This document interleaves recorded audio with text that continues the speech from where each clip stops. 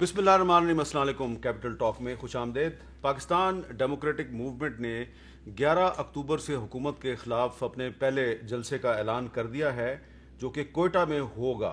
तो पीडीएम का जो आज इस्लामाबाद में इजलास था उसमें जो इसके बाद जलसे करने हैं उस पर भी गौर व फिक्र हुआ है, लेकिन अहम तरीन चीज़ यह है कि अगले महीने के दूसरे हफ्ते से हुकूमत के ख़िलाफ़ तहरीक का आगाज़ हो रहा है। हुकूमत इस तहरीक का मुकाबला कैसे करेगी? आज वफाकी कबीना का भी इजलास हुआ है, क्या उस इजलास में इस हवाले से कोई बातचीत हुई है?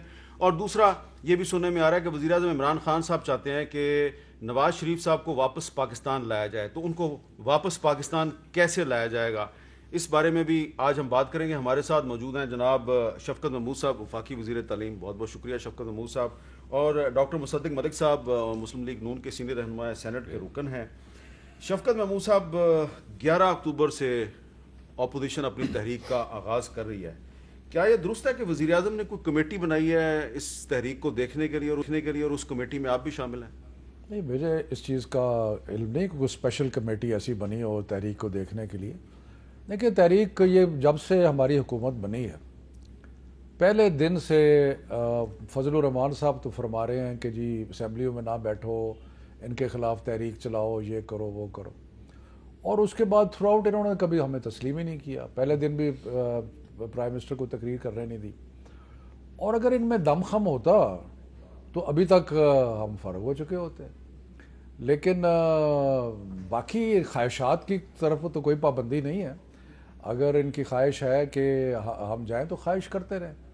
बाकी अगर जलसा करना चाहते हैं बड़े शौक़ से करें, जमहूरियत है, जलसा करने में कोई पाबंदी नहीं है, जलसा करें। जलसे से पहले मौलाना फजलुर रहमान गिरफ्तार तो नहीं हो जाएंगे? देखिए, मौलाना फजलुर रहमान को हुकूमत कोई गिरफ्तार नहीं करेगी। अब मौलाना फजलुर रहमान के ख़िलाफ़ बड़े सीरियस चार्जेस हैं। अगर वो नैब कुछ करती है तो ये हमारा नैब से कोई ताल्लुक़ नहीं है। लेकिन साथ साथ मैं ये भी कहूँ कि बिल्कुल जलसा करें, कोयटा में जलसा करें।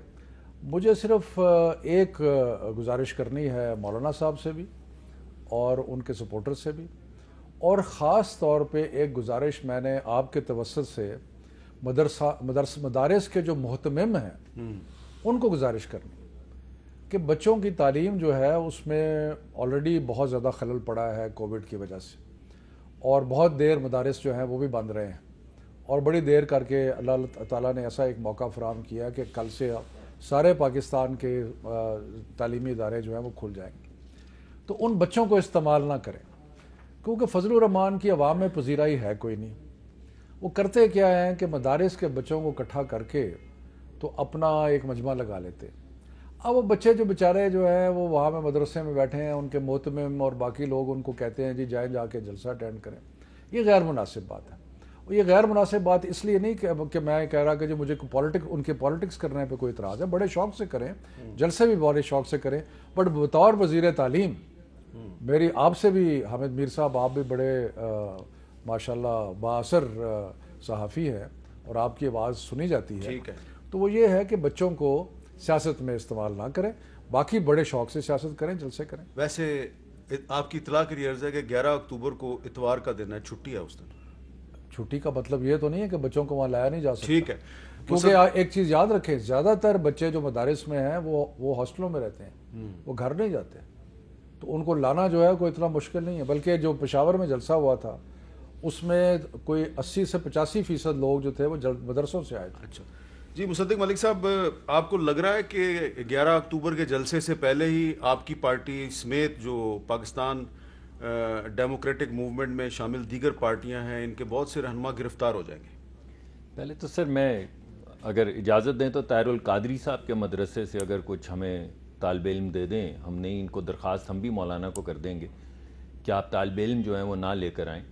लेकिन ताहिरुल कादरी साहब के क्योंकि तालिब इल्म जो हैं वो अक्सर सड़कों पे आते वाते रहते हैं और वो जमहूरियत का तकाज़ा भी आते थे, मगर जमहूरी अमल था ना सर, तो इस दफ़ा कोई जमहूरी अमल थोड़ी है। तो आप बता जस्टिफाई कर रहे हैं सर, मैं तो आपसे गुजारिश कर रहा हूं कि अगर आप इजाज़त दें तो हम ताहिरुल कादरी साहब से दरख्वास्त कर लेते हैं, बल्कि मैं प्रोग्राम के तवस्सुत से आपसे दरख्वास्त करूंगा, आपके वो कज़न रहे हैं तो आपसे पहले 1-2 मरतबा इसी तरह वो मदारिस के बच्चे ला के یہاں پہ ریڈ زون میں بٹھاتے رہیں. میں نے سوال جو ہے تھا وہ یہ اس لیے کیا تھا, نہیں آپ نے بالکل صحیح جواب دیا. اب کیونکہ اب اس میں اب آپ نے طاہر القادری صاحب کا تڑکا لگا دیا ہے تو پھر ایک ضمنی سوال بنتا ہے, گزارش کی تھی کہ میں یہ چاہتا ہوں, میری حقیر سی یہ خواہش ہے کہ جو طاہر القادری صاحب کے مدرسے کے طلبہ کے ساتھ اس وقت کی جو پنجاب حکومت تھی اس نے کیا تھا, پلیز آپ وہ نہ کیجیے گا ان کے ساتھ. نہیں, میں شکر ہے وہ کہ اگر نہ کریں. آپ نے ذکر کیا وہ جو نہتے لوگوں پہ گولیاں برسائی تھیں, 14 لوگوں کو مار دیا آپ تو نہیں نہ کریں گے, ایسا کوئی ہمارا پروگرام نہیں. چلے یہ طاہر القادری صاحب اب تو ماشاءاللہ 2 سال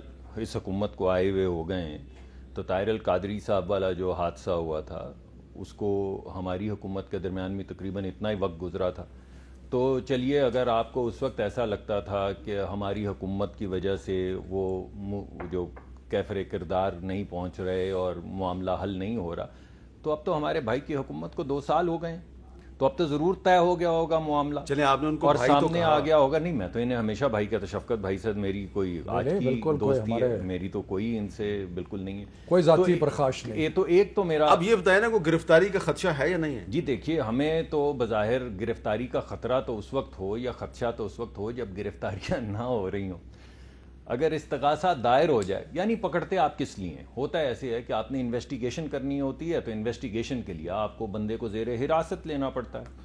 تو شہباز شریف صاحب کے مقدمے کی انویسٹیگیشن تو مکمل ہو گئی, یعنی اب تو کچھ پوچھنا نہیں ہے, اور داخل ہو گیا وہ جو استغاثہ تھا. اب اس کے بعد کل ان کو پکڑنے کا جواز جو ہے مجھے کچھ سمجھ نہیں آیا.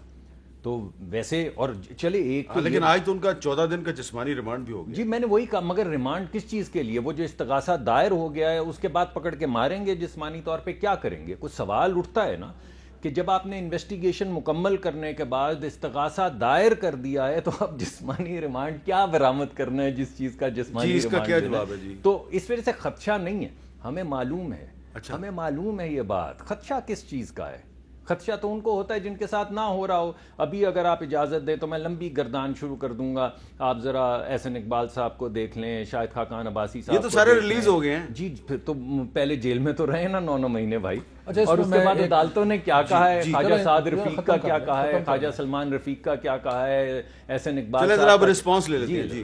مجھے تھوڑا سا حیرانی ہوتی ہے کیونکہ مجھے یقین ہے کہ مصدق صاحب کا یہ مقصد نہیں ہے, لیکن جو بات وہ کر رہے ہیں اس سے لگتا ہے کہ یہ کہہ رہے ہیں ایک خاص طریقے سے, جو کہ ان کے لیڈر نے بھی کہا ہے, کہ جیسے ہائی کورٹ کے جج جو ہیں وہ ہمارے ساتھ ملے ہوئے ہیں. اب یہ جو بیل بیفور اریسٹ ڈینائی ہوئی ہے وہ کسی سرکاری ایف آئی اے نے کی ہے یا ایون نیب نے کی ہے, یہ لاہور ہائی کورٹ نے کی ہے. اور لاہور ہائی کورٹ کے 2 معزز جج صاحبان نے یہ فیصلہ کیا ہے کہ یہ بیل بیفور اریسٹ نہیں دی جا سکتی. اور اس کے مجھے صرف یہ مصدق صاحب بتا دیں کہ کیا یہ کوشچن کر رہے ہیں کہ یہ وہ جو جج صاحبان ہیں وہ امپارشل نہیں ہے؟ کیا وہ یہ کہہ رہے ہیں کہ وہ ان کا جو جوڈیشل مائنڈ ہے, ڈیسیجن ہے, وہ درست نہیں ہے؟ تو مطلب ہے کہ مجھے میرا خیال ہے اس معاملے کو نہیں, اس لیے کہ وہ جو انہوں نے بات کی نا کہ شہباز شریف صاحب کی, انہوں نے میں نے تو شروع نہیں کی. جی آپ ذرا کلیریفائی کر دیں اس طریقے سے کہ کنٹیمپٹ آف کورٹ کا نوٹس نہ ہے. کیوں کنٹیمپٹ آف کورٹ آپ کو مرتکب کروں گا یا اپنے آپ کو مرتکب کروں گا؟ میری کوشش تو یہی ہوگی کہ کسی طرح دوست ہمارے پھنس جائیں جو انہوں نے بات کی ہے, لیکن مجھے سمجھ نہیں آ رہی پھنساؤں کیسے انہیں.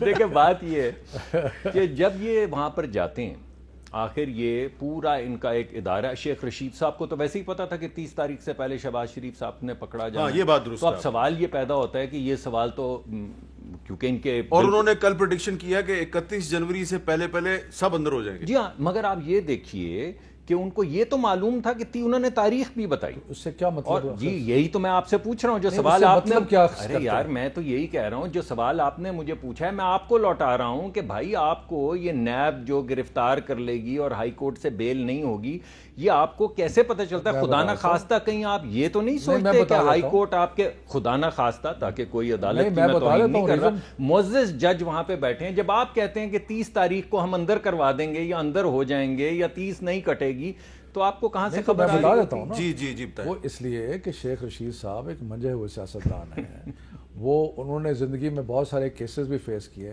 جب وہ کیس کو دیکھ کے اور اپنا پوری اس کو بڑے غور سے مطالعہ کرتے ہیں تو اس کے بعد ان کو مایا ناز وکیل تو وہ ہیں، نہیں کیس نہیں، وہ فیس دیکھتے ہیں.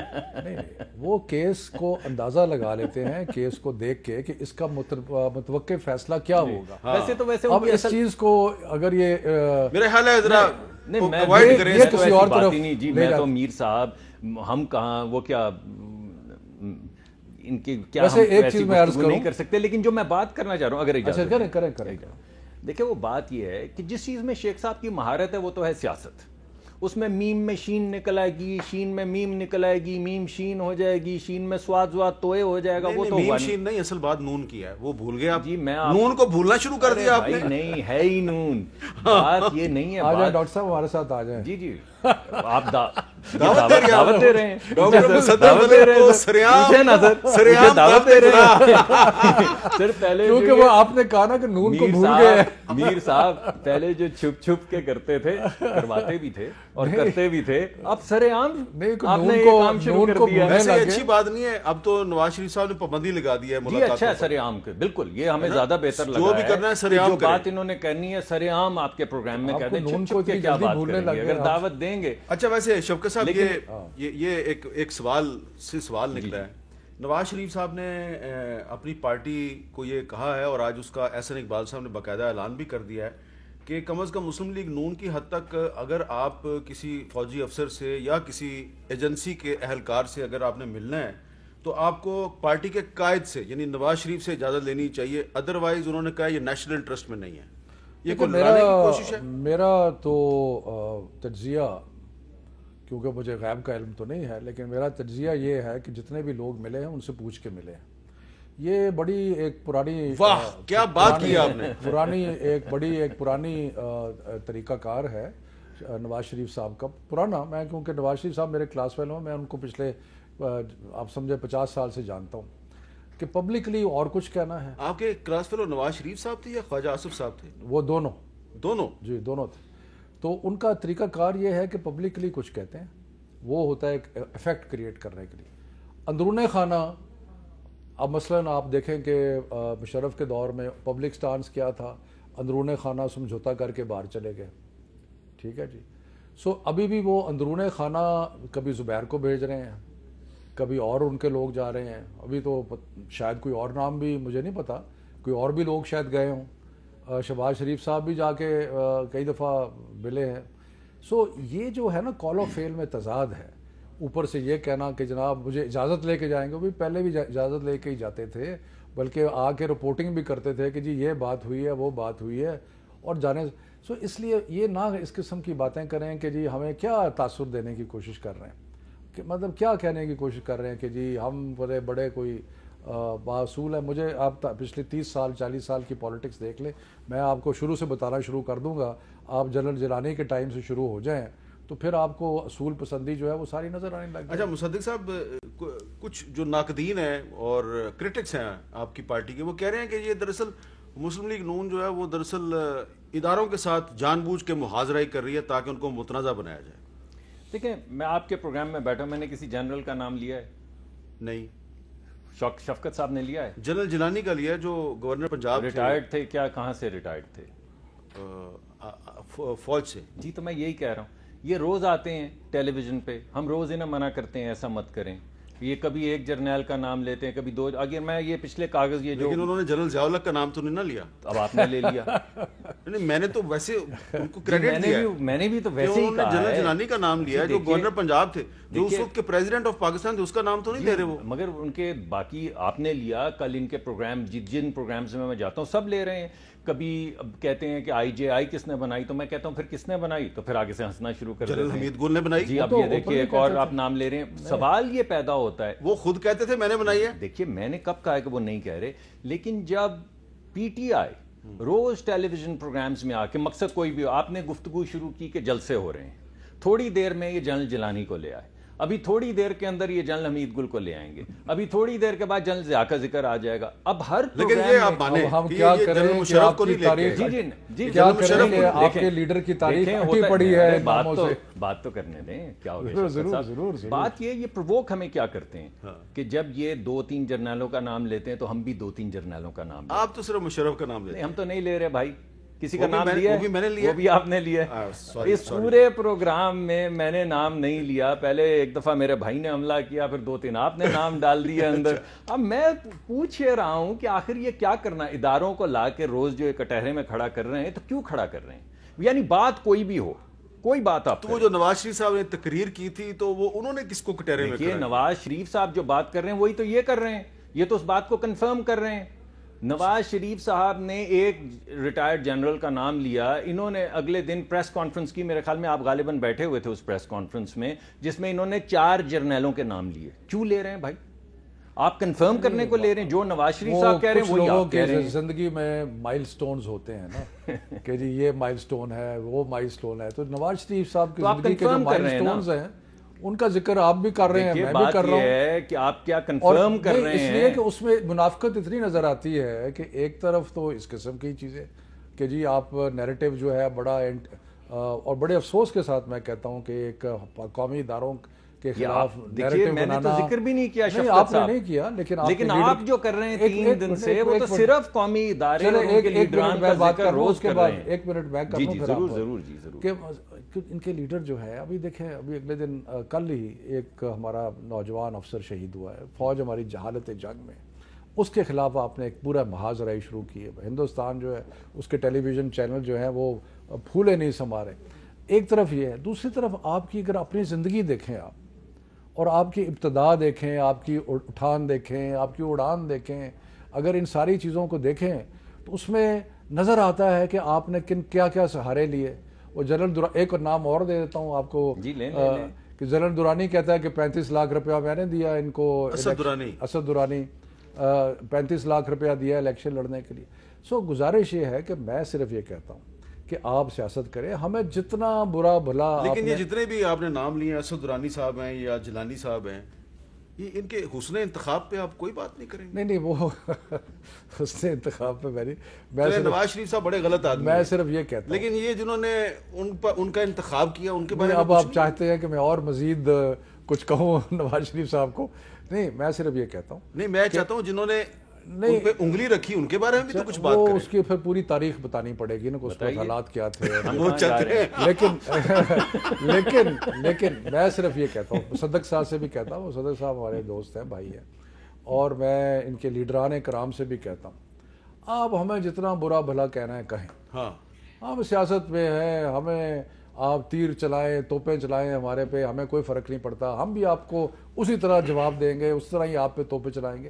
خدا را پاکستان کے اداروں کو نہ گھسیٹیں ان چیزوں میں, اداروں کو سیاست میں نہ گھسیٹیں. صرف ایک سیکنڈ کے لیے, یہ پروگرام شروع ہوئے 10-5 منٹ گزرے ہیں, جنرل اسد درانی کا نام انہوں نے لیا, میں نے لیا جی کسی کا نام؟ نہیں, آپ نے تو کسی ایک کا بھی نام نہیں لیا نا جی.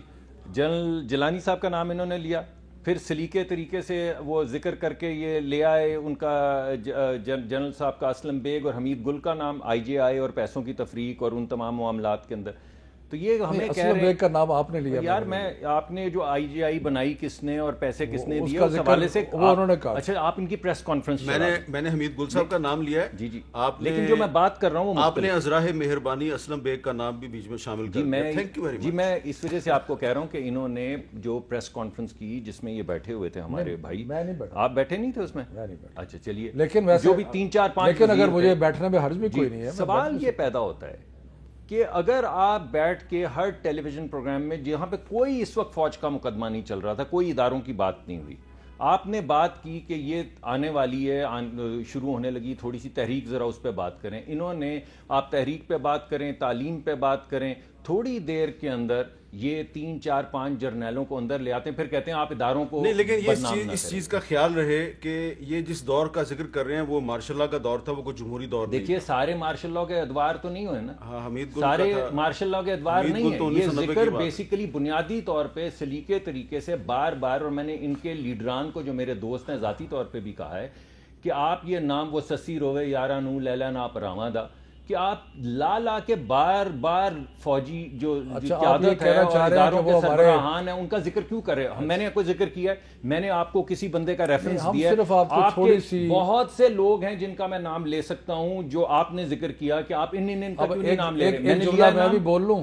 سوال یہ پیدا ہوتا ہے، آپ کے توسط سے ایک جملہ آپ کے توسط سے ہم آپ کے جناب لیڈر صاحب جو ہیں تو آپ تو وہی بات کر رہے ہیں جو وہ کر رہے ہیں، تو ان تک پیغام پہنچانا چاہتے ہیں کہ ذرا نام لے کے یہ نام بھی یاد رکھیے اور ان کا بھی ذکر کیجئے اس سے پہلے کہ جب آپ اداروں کو ٹیگ کرنا شروع کرتے ہیں تو اپنا ذرا مجھے بھی اجازت دیجیے ایک سیکنڈ کی، صرف ایک سیکنڈ کی بات یہ ہے بھائی، جب آپ یہ ساری بات کرتے ہیں تو آپ وہ بیانیہ جو انہوں نے پیش کیا اس کو کنفرم کرتے ہیں، آپ یہ کہتے ہیں کہ ہاں ادارے مداخلت کر رہے ہیں اور پھر آپ ایگزامپلز دیتے ہیں فلاں، آپ صرف ان باتوں کا ذکر کرتے ہیں جس میں آپ کے مطابق بینیفیشری آپ نہیں ہیں، اور آپ پرووک اس لیے کرتے ہیں کہ جو ان معاملات میں جہاں پہ آپ بینیفیشری ہیں ہم وہ نام لینا شروع کریں، ہم نہیں لیتے نام، پھر آپ کہتے ہیں آپ اداروں آپ نہیں لیتے نا، میں نے تو ابھی آپ کی بہت مہربانی اور نواز شریف صاحب آپ کی بہت مہربانی کہ آپ نام نہیں لے رہے، لیکن میں کچھ لینا چاہتا ہوں اور وہ ایک بریک ہے، بریک کے بعد دوبارہ ملتے ہیں۔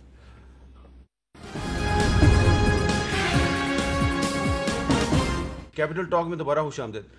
شفقت صاحب یہ بتائیں کہ فرض کریں کہ آپ نواز شریف صاحب کو برطانیہ سے پاکستان واپس لانا چاہتے ہیں، تو اس خواہش کا اظہار تو بہت سے لوگ کر رہے ہیں، لیکن سوال میرا یہ ہے کہ آپ تو اسحاق ڈار کو واپس نہیں لا سکے، تو آپ نواز شریف صاحب کو کیسے لے کے آئیں؟ دیکھیں اس کے دو پہلو ہیں، ایک تو پہلو ہے کہ جیسے آپ نے کہا کہ جی کس طریقے سے آئیں گے، وہ ایک اس پہ بات کر لیتے ہیں، لیکن پہلی بات یہ کہ صرف ہمارا خواہش نہیں ہے، آپ کو پتہ ہے کہ اسلام آباد ہائی کورٹ نے ناقابل وارنٹ گرفتاری جاری کی ہوئے ہیں، ان کو پروکلیمڈ افینڈر ڈکلیئر کیا ہے، وہ ایک وعدہ کر کے گئے تھے کورٹ کے ساتھ اور اس وعدے کی خلاف ورزی مفرور ہیں وہ اس وقت۔ سو اس لیے اگر حکومت پاکستان کے اداروں کی اور پاکستان کی عدالتوں کی حکم کی بجاوری کرتے ہوئے ان کو لانے کی کوشش کرتی ہے تو یہ کوئی ذاتی تحریک انصاف کی بات نہیں ہے، یہ پاکستان کے عدالتوں کا حکم ہے۔ اب رہ گیا معاملہ کہ آپ نے ایک پریکٹیکل سوال کیا کہ یہ کیسے ہوگا، میں قانون دان تو نہیں ہوں، لیکن میرا خیال ہے کہ ان کی پوزیشن اور ان کی سچویشن باقی لوگوں سے مختلف ہے جو اسحاق ڈار ہیں۔ اسحاق ڈار کی میرا خیال ہے کنوکشن نہیں ہوئی کسی کیس میں۔ نواز شریف جو ہیں یہ کنوکٹ ہے، یعنی کہ یہ گلٹی ہیں، کنوکٹڈ بائی اے کنوکٹڈ جج، convicted by a court of law, convicted by a court of law, اور اس کورٹ آف لا کی وجہ سے وہ اس وقت مفرور ہیں۔ تو میرے اندازے کے مطابق جب آپ ان کے وارنٹ جاتے ہیں اور جو سرو بھی ہو گئے ہیں، میرا خیال ہے غالباً حسن نواز نے اس کو ریسیو بھی کیا ہے، تو اس وقت ان کی سچویشن ذرا ڈیفرنٹ ہو جاتی ہے۔ تو ہو سکتا ہے کیونکہ پہلے اس کا پریسیڈنس جو اس لیے نہیں ہے کہ پہلے سارے انڈر ٹرائل ہوتے تھے یا ایسے، یہ مختلف کیس ہے، تو میرا خیال ہے کہ اس میں شاید قانونی گنجائش ہے کہ یہ ایک کانوکٹ جو ہے یا ایک مجرم جو ہے، لیکن کنوکشن کی جج ارشد ملک نے، دیکھیں نا اب آپ اس کی پرسنالٹی کی بات کر رہے ہیں، جج کی پرسنالٹی کی بات کریں گے تو پھر ہم جسٹس منیر سے شروع ہو جائیں گے، ٹھیک ہے، اور اگلے 70 سال ہم مختلف ججوں کی بات یہ ہے کہ ایک عدالت نے جو قانونی عدالت تھی، جو قانون کے تحت بنائی گئی تھی، اس عدالت نے ان کو مجرم قرار آپ لیگل بات کر رہے ہیں؟ ہاں میں لیگل بات مصدق ملک صاحب، میں لیگل نہیں، میں ایک سیاسی بات کرتا ہوں کہ ارشد ملک صاحب جو ہیں وہ خود ایک سزا یافتہ جج ہیں، ان کو سزا اس جو انہوں نے نواز شریف کو سزا سنائی ہے اس کے کافی عرصے بعد ملی ہے، تو یقیناً آپ کی قیادت کا یہی موقف ہے کہ بڑا ایک انہوں نے کمزور فیصلہ دیا ہے اور غلط فیصلہ دیا ہے، تو اگر فیصلہ غلط ہے تو کیا یہ مناسب نہیں ہے کہ نواز شریف صاحب پاکستان آئیں اور عدالت میں جائیں، بڑی عدالت میں جائیں اور اس ججمنٹ کے خلاف وہ ریلیف لینے کی کوشش کریں؟ دیکھیے پہلی بات تو یہ کہ شفقت بھائی نے ابھی ذکر کیا جسٹس منیر کا اور کہنے لگے اور بہت سنائیں گے، لیکن جسٹس افتخار کا تو ذکر کرتے رہے ہیں یہاں پہ کنٹینر پہ، آپ کو یاد ہوگا الیکشن کے حوالے سے، دھاندلی کے حوالے سے چیف جسٹس صاحب کا ذکر کرتے رہے ہیں، آپ کو یاد ہوگا جسٹس فخر الدین جی ابراہیم کا ذکر بھی کرتے رہے ہیں، اس کے بعد جسٹس وجیہ الدین جس وقت انہوں نے اپنے ان کی الیکشن کے طریقہ کار کے اوپر آبجیکشن اٹھائی تو ان کا بھی ذکر بہت طبلہ بجایا، تو بات یہ ہے آپ کو آر تو کوئی نہیں ہے. پہلے آپ جرنیلوں کے نام لے رہے تھے, اب آپ ججوں کے نام لے رہے ہیں, تو آپ نے تو کسی ادارے کو نہیں چھوڑا ہے. میرا سوال کا جواب جی میں کیوں نہیں دوں گا آپ کی بات کا جواب؟ جی میں ضرور دوں گا. دیکھیے 100% آپ ٹھیک کہہ رہے ہیں اور یہی ہوگا جی بالکل. نواز شریف صاحب خود ہی واپس آ جائیں گے. خود ہی واپس آئیں گے, مگر آئیں گے اپنا علاج کروانے کے بعد, اپنی سرجری کے بعد. اچھا اگر آپ یہ سمجھتے ہیں ان کی قید میں تھے, دیکھیں جب یہ الزام لگاتے ہیں نا, وہ کہتے ہیں کہ وہ مفرور ہیں, تو مفرور تو آپ نے کروایا. عمران خان صاحب نے دل پہ ہاتھ رکھ کے کابینہ کی میٹنگ نے کہا کہ میں تسلی کر چکا ہوں, میں نے یاسمین راشد سے پوچھ لیا, میں نے ڈاکٹر فیصل سلطان سے پوچھ لیا, میں نے کراچی سے ڈاکٹر شمسی کو بلا لیا, میں نے لوکل بورڈ بنا لیے, ان کا علاج یہاں نہیں ہو سکتا, انہیں جانے دیں. اور یہ بھی کہا ساتھ کہ ہم یہ حکم دیتے ہیں کہ ان کو وہ ای سی ایل یا وہ جو بھی ہوتی ہے لسٹ, اس میں سے نکال دیا جائے تاکہ یہ جا سکیں. تو اگر آپ سمجھتے ہیں کہ وہ مفرور ہیں اور وہ باہر گئے, تو بھیجا تو بھائی آپ نے, مفرور عدالت پہلا مقدمہ تو آپ پہ کرنا چاہیے. مفرور میری بھی گزارشات سن لیجئے. پہلی تو میری گزارش یہ ہے کہ بھائی اگر وہ آپ سمجھتے ہیں بھاگے ہوئے تو بھگوایا. میں نہیں سمجھتا, عدالت سمجھتی ہے. جی میں بھی یہی کہہ رہا ہوں, میں عدالت کا تو نام نہیں لے سکتا, آپ تو عدالت کا نام لے سکتے ہیں. عدالت کے خلاف آپ بار بار باتیں کر رہے ہیں, تو کہیں دھرے جائیں گے, بار بار عدالت کے خلاف باتیں کر رہے ہیں. نہیں, میں دیکھیے میں نے لوگ پروگرام دیکھ رہے ہیں, پلیز آپ عدالت کو بیچ میں نہ لے کے, لیکن میں لے کر آیا. آپ کی بہت مہربانی. جی میں لایا ہوں کیا سر؟ میں نے تو آپ کو کہا ہے کہ اگر وہ باہر گئے ہیں, اس میں عدالت کا کہاں ذکر کہ وہ باہر گئے تو بھاگے ہیں, تو بھگوایا آپ نے. مفرور کس نے ڈکلیئر کیا ہے؟ بات تو کر لینے دیں. اب آپ بات جہاں تک, یہاں پہ جب ان کو پہلی مرتبہ دل کا دورہ پڑا تو وہ اس وقت جیل میں تھے. اس کے بعد ان کو لے کر آئے سروسز ہاسپٹل میں, اس کو جیل ڈکلیئر کیا. وہاں پہ ان کو دوسرا دل, پہلا انسٹیبل انجائنا تھا, دوسرا جو تھا وہ فل برون ہارٹ اٹیک تھا. تو اگر آپ علاج کر سکتے تھے ان کا پاکستان میں تو اس وقت کر لیتے. آپ کی قید میں تھے, جیل میں تھے پہلے. اگر دل کا دورہ پڑا ہے, انسٹیبل انجائنا, یہاں پہ میڈیکل جو حضرات ہیں وہ سن رہے ہیں, ان کو پتا ہے انسٹیبل انجائنا کیا ہوتا ہے, ان کو یہ بھی پتا ہے فل بلون ہارٹ اٹیک کیا ہوتا ہے. اگر علاج ہو سکتا تھا تو بھائی کر لیتے نا, باہر کیوں جانے دیا؟ اگر آپ نے ہاتھ نہیں لگایا اس وقت کیونکہ علاج نہیں ہو سکتا تھا, تو اب جب کورونا کا زور ختم ہو رہا ہے, ان کے پلیٹلیٹ سٹیبلائز ہو گئے ہیں, تو ان کا علاج ہوگا, ان کی سرجری ہوگی دل کی, اس کے بعد وہ واپس آئیں گے, اور جو تمام باتیں آپ کہہ رہے ہیں وہ سب پوری ہوں گی. وہ جب علاج ہو رہا تھا وہ ہاسپٹل میں تھے لاہور میں, تو اسی زمانے میں تو مولانا فضل الرحمان صاحب جو ہیں وہ مارچ لے کے اسلام آباد آئے تھے, تو لاہور میں بھی رکے تھے. تو بہرحال ہم میڈیکل کنڈیشن ڈسکس نہیں کر رہے, ہم تو یہ کہہ رہے ہیں, آپ کا سوال یہ تھا کہ کیا وہ لیگلی آ سکتے ہیں, اور ہم نے کہا جی کہ جو ان کی سچویشن ہے, جو میری دانست کے مطابق وہ ایک مفرور ہے, عدالت نے مفرور ڈکلیئر کیا ہے. وہ نہ مانے, وہ میرے پر بار بار کہہ رہے ہیں جیسے میں عدالت ہوں یا میں نے عدالت کو کہا ہے. یہ نہیں کرنا چاہیے. میں صرف یہ کہہ رہا ہوں کہ عدالت نے ابھی کچھ چند ہفتے پہلے اسلام آباد کی عدالت نے ان کو ابسکانڈر یعنی کہ مفرور ڈکلیئر کیا ہے, اور ان کے ناقابل ضمانت وارنٹ گرفتاری جاری کی ہیں. میں یہ کہہ رہا ہوں کہ تعمیل ہوگی, اور سرجری ہوگی, واپس آئیں گے, بالکل آئیں گے. اور سرجری جو ہے وہ ایک سال میں نہیں ہو سکی. نہیں, یہ کیا بات ہوئی؟ ابھی کورونا میں اگر میرے والدین ہوں تو میں اپنی والدہ کو ایکسپوز کروں گا کہ یہاں پہ تو اللہ نے کرم کیا ہے, لندن میں تو آپ کو پتا ہے کورونا کی وبا کیسے پھیلی ہے, آپ نے وہ تصاویر دیکھی ہیں. تو آپ اگر اپنے والدین کو نہیں ایکسپوز کریں گے, تھوڑی سی ہمارے, کیونکہ آپ نے بہت برا بھلا ہمیں کہا, نہیں میں آپ کو حکومت کی تعریف بھی کر دیں, کبھی یہ مجھے نہیں, کبھی بھی کیا تعریف کرنی ہے حکومت کہ جی کووڈ کا مقابلہ ہم نے بڑا ڈٹ کے کیا ہے, اور پاکستان کے حالات بہت سارے پاکستان کے عوام نے اور کل سے سارے بالکل سارے نے کیا ہے. لیکن جس طریقے سے ڈاکٹر مصدق صاحب, کیونکہ ڈاکٹر ویسے تو پی ایچ ڈی ڈاکٹر ہے, لیکن انہوں نے بہت زیادہ ریسرچ کی تھی, اور ان کا یہ فارماسسٹ بھی ہیں, فارماسسٹ بھی, تو انہوں نے جو ان کا خیال تھا کہ یہاں پہ یہ تو کہتے تھے کہ ہیلتھ کیئر پالیسی میں پی ایچ ڈی کی ہوئی ہے, ان کا خیال تھا کہ ہم پوسٹ ڈاک بھی کی ہوئی ہے, ان کا خیال تھا پتہ نہیں کتنے لاکھ لوگ, پتہ نہیں کیا ہو جائے گا. آپ نے بھی تقاریر کی تھی, لیکن اللہ تعالیٰ کا بڑا فضل ہے کہ بہت اچھے طریقے سے ہینڈل ہوا. گورنمنٹ آف پاکستان نے بہت, اور پرائم منسٹر عمران خان کی لیڈرشپ میں کیا. تو اس کی جہاں تو کل آپ اسکول کھول رہے ہیں شوکت صاحب, کل آپ اسکول کھول رہے ہیں, سارے اسکول, مگر یہ آپ اسکول کھول رہے ہیں, پریکاشنری میجرز کیا ہیں؟ پلیز ان کو جلسوں میں نہ جانے دیجیے گا. اور اسٹوڈنٹ کل اسکولوں میں, یونیورسٹیوں میں, کالجوں میں جائیں گے تو وزیر تعلیم صاحب سے پوچھیں گے ان کے پریکاشنری میجرز کیا ہیں, اور اگر کوئی خلاف ورزی کرے گا تو یہ کیا کریں گے. وقفے کے بعد ان سے پوچھتے ہیں.